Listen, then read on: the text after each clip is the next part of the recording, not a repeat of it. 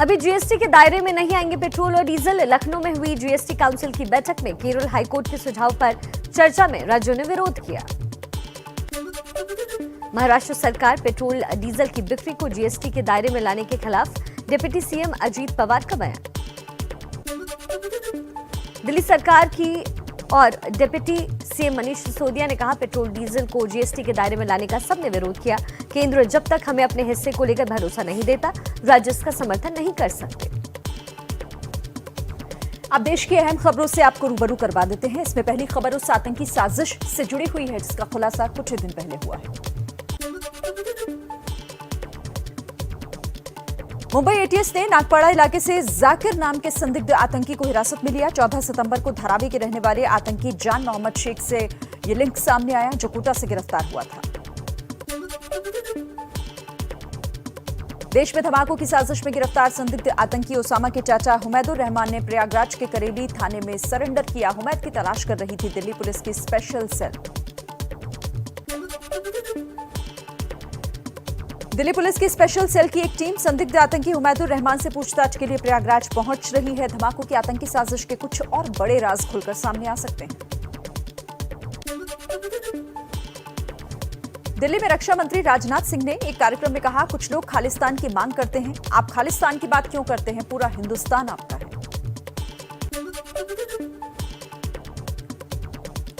PM Modi आज शाम 4:30 बजे सभी मंत्रालयों के सचिवों के साथ एक बैठक करेंगे। मंत्रालयों की परियोजनाओं की समीक्षा होगी।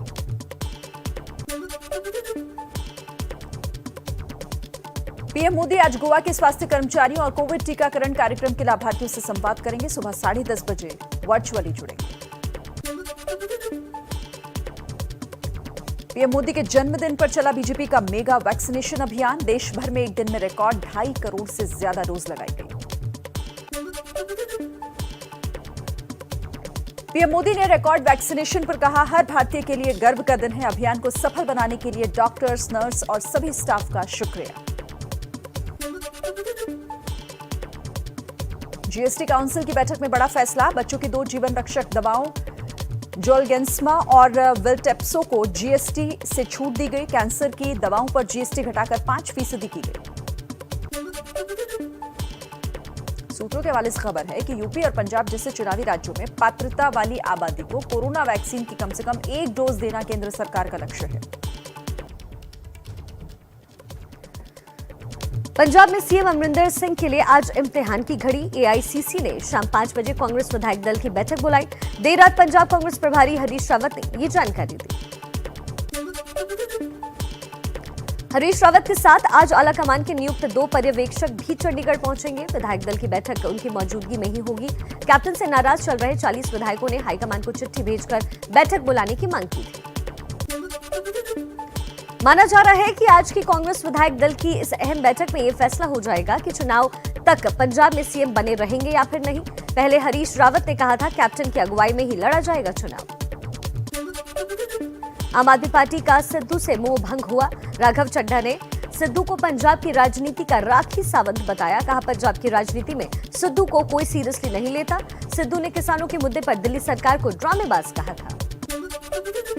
पंजाब कांग्रेस अध्यक्ष नवजोत सिंह सिद्धू का बीजेपी अकाली दल पर निशाना। कहा, अकाली दल के जरिए पंजाब में वापसी की कोशिश में बीजेपी, दोनों एक सिक्के के 2 पहलू। अब महाराष्ट्र और मध्य प्रदेश की कुछ बड़ी खबरों से आपको रूबरू करवाते हैं। पहले बात करेंगे मध्य प्रदेश की, जहां पर आज गृह मंत्री अमित शाह पहुंचने वाले हैं। केंद्रीय गृह मंत्री अमित शाह आज एमपी के जबलपुर में आजादी के अमृत महोत्सव पर आयोजित गौरव समारोह में शिरकत करने जा रहे हैं। साथ ही राज्य में प्रधानमंत्री उज्ज्वला योजना 2.0 की शुरुआत भी करेंगे। महाराष्ट्र के नांदेड़ साहिब गुरुद्वारा पहुंचे गृह मंत्री अमित शाह सिख वेशभूषा में दिखे। सीआरपीएफ के पौधारोपण अभियान में भी हिस्सा लिया। पीपल का पौधा लगाया। क्लाइमेट चेंज पर चिंता जाहिर की। महाराष्ट्र की राजनीति में बड़े उलटफेर के संकेत। औरंगाबाद के कार्यक्रम में सीएम उद्धव ठाकरे ने बीजेपी नेता राव साहब दानवे को भावी दोस्त कहा। बीजेपी बोली, नामुमकिन कुछ भी नहीं। महाराष्ट्र की महाअघाड़ी सरकार में शिवसेना से मंत्री अब्दुल सत्तार का बयान। शिवसेना और बीजेपी अगर साथ आए तो केंद्र और महाराष्ट्र सरकार में अच्छा तालमेल होगा। सीएम उद्धव ठाकरे के बयान पर शिवसेना के संजय राउत ने सफाई दी। बोले, सीएम ने जो कहा उसका मतलब बीजेपी के कुछ लोग हमारी सरकार के साथ आ सकते हैं, हम कहीं नहीं जाएंगे। पीएम मोदी के जन्मदिन के मौके पर शिवसेना सांसद संजय राउत ने उनकी तारीफ भी की। कहा, नरेंद्र मोदी बहुत लोकप्रिय नेता, फिलहाल उनके कद का नेता भारत में नहीं।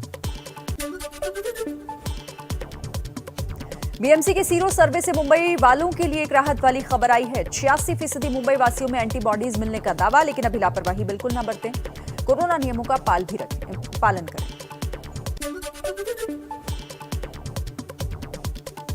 मुंबई के बांद्रा कुर्ला कॉम्प्लेक्स इलाके में निर्माणाधीन पुल हादसे में एमएमआरडीए 15 दिन में जांच रिपोर्ट सरकार को सौंपेगी। ब्रिज बेरिंग खराब होने से हादसे का शक है। कल इस हादसे में 14 लोग घायल हुए थे। मुंबई एनसीबी ने भगोड़े मोस्ट वांटेड दाऊद इब्राहिम के गुर्गे आजम को गिरफ्तार किया है। ड्रग्स तस्करी और वसूली के मामलों में कई दिन से तलाश थी। नवी मुंबई से पकड़ा गया मोहम्मद आजम। अभिनेता सोनू सूद के ठिकानों पर फिर से पहुंची इनकम टैक्स की टीम। जयपुर, लखनऊ और नागपुर में सर्वे किया।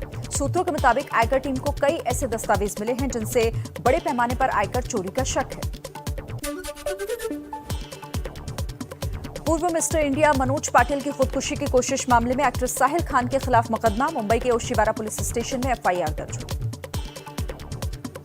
चलिए अब आगे बढ़े, उत्तर प्रदेश की बात करें। उत्तर प्रदेश में 6 महीने में विधानसभा के चुनाव होने हैं। पार्टियों ने जीत के लिए अपने अपने मिशन तेज कर दिए हैं।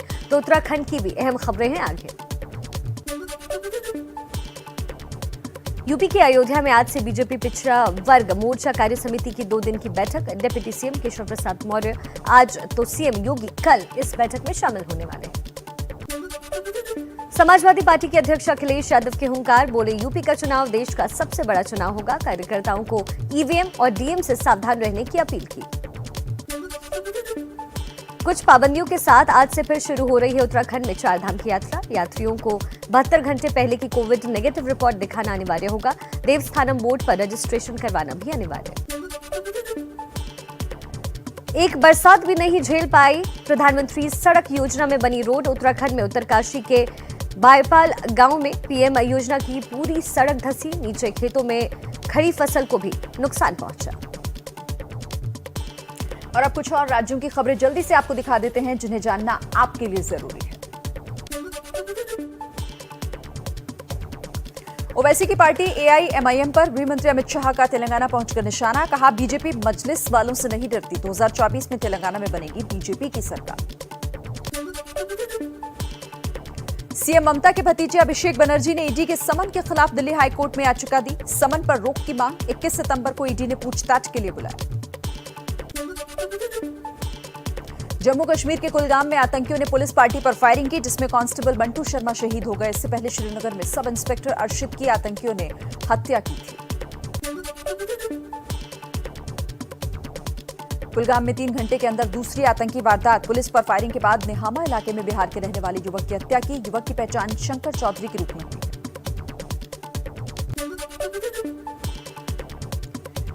पीडीपी अध्यक्ष महबूबा मुफ्ती ने फिर की पाकिस्तान से बातचीत की वकालत। पूछा, क्या वाजपेयी सरकार में पाकिस्तान से बातचीत नहीं हुई थी? हम पाकिस्तान से बातचीत के लिए कहते हैं, तो फिर गुस्सा क्यों?